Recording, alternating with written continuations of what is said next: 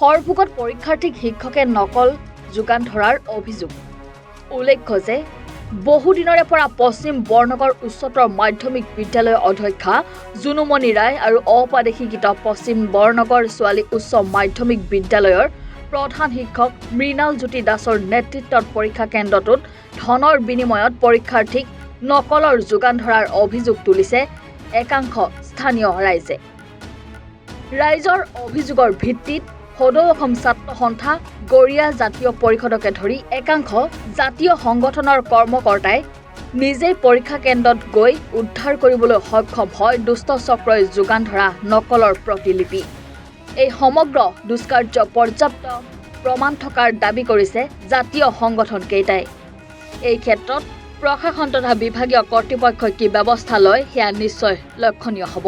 হয়, এক অতিকৈ দুৰ্ভাগ্যজনক ঘটনা সন্মুখত আহিছে। এই যি বৰনগৰ অঞ্চলত যি এই পশ্চিম বৰনগৰ বিদ্যালয়, ইয়াত একাংশ শিক্ষক তথা ইয়াৰ কৰ্মৰত কৰ্মচাৰীয়ে স্কুলৰ বিদ্যালয়ৰ ভিতৰভাগত ছাত্ৰ ছাত্ৰীসকলক নকলৰ দৰে প্ৰতিলিপি যোগান ধৰি আহিছে। আৰু এই ক্ষেত্ৰত আমি বৰনগৰ আঞ্চলিক ছাত্ৰ সন্থাৰ পৰা তীব্ৰ ভাষাৰে গৰিহণা দিছোঁ আৰু এনেকুৱা কাৰ্য আমি কেতিয়াও মানি নলওঁ। আৰু ছাত্ৰ ছাত্ৰীসকলৰ ভৱিষ্যতৰ সৈতে যাতে এনেকুৱা ল'ৰা ধেমালি নকৰে, তাৰ বাবে আমি অতি সোনকালে যাতে এই যি দোষী, এই দোষীসকলক যাতে অতি সোনকালে শাস্তিৰ ব্যৱস্থা কৰে আৰু অনাগত দিনত যাতে এই যি কেন্দ্ৰটো আছে এই কেন্দ্ৰটো যাতে অতি সোনকালে যাতে এক তদন্তৰ দাবী জনাইছোঁ আৰু অতি সোনকালে তদন্ত কৰি যাতে দোষীক অতি সোনকালে যাতে শাস্তিৰ ব্যৱস্থা কৰে। পোহৰলৈ কেনেকৈ আহিছে?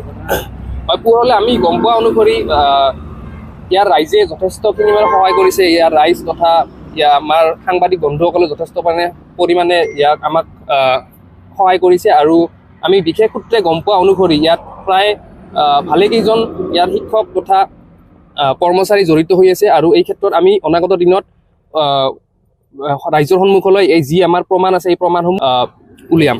হয়, আৰু আমি এই ক্ষেত্ৰত যি অনুসন্ধান কৰিছিলোঁ, অনুসন্ধানত প্ৰায় 2জন লোক আমাৰ হাতত ধৰাত পৰিছিল। এই 2জন লোক একদম সন্মুখৰ পৰা জড়িত হৈ আছে এই ঘটনাটোত।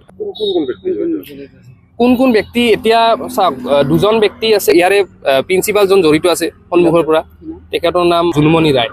গতিকে তেখেতৰ যোৱা বছৰত তেখেতে এই ক্ষেত্ৰতো কাম কৰি আহিছিল, দুৰ্নীতি কৰি আহিছিল। আৰু আগতেও তেখেতৰ যথেষ্টসমূহ দুৰ্নীতিত জড়িত আছে। গতিকে আমি গোটেইখিনি কথা আমি অতি সোনকালে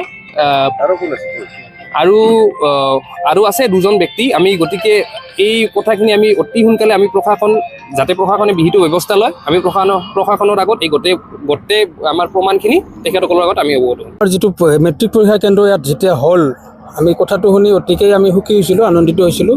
কিন্তু যোৱা বছৰৰ পৰা আমি এটা কথা শুনি আছোঁ, মানে ৰাইজে গুণাগঠা কৰি আছে, ইয়াত এটা দুষ্ট চক্ৰই লম্ভিছে। আৰু সেই দুষ্ট চক্ৰটোই মানে টকাৰ বিনিময়ত তেওঁলোকে পৰীক্ষা কেন্দ্ৰত উত্তৰ বহি যোগান ধৰে। আৰু তেওঁলোকে মানে চাই পেলাই পৰীক্ষা দিয়াৰ মানে সুবিধাটো কৰি দিছে। তাৰ বিনিময়ত তেওঁলোকে টকা পায়। যিজন ছাত্ৰই নেকি নিজৰ মাক দেউতাকৰ নাম শুদ্ধকৈ অসমীয়াত লিখিব নোৱাৰে, তেনেকুৱা ছাত্ৰ ছাত্ৰীয়ে বিগত যোৱা বছৰো 3-4খন মানে ছাবজেক্টত 3-4টা ছাবজেক্টত লেটাৰ মাৰ্ক পাইছে। কোন আছে জড়িত? এজন মানে মৃণাল বুলি টিউশ্যন কৰে আৰু কোনোবা এখন স্কুলৰ প্ৰাইভেট মানে ভেঞ্চাৰ স্কুলৰ মাষ্টাৰ, তেওঁৰ নামটো ওলাইছে।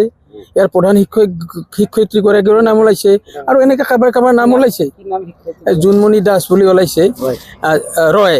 মোৰ এইটো মানে ৰাইজে এইটো আলাপ আলোচনা কৰিছে।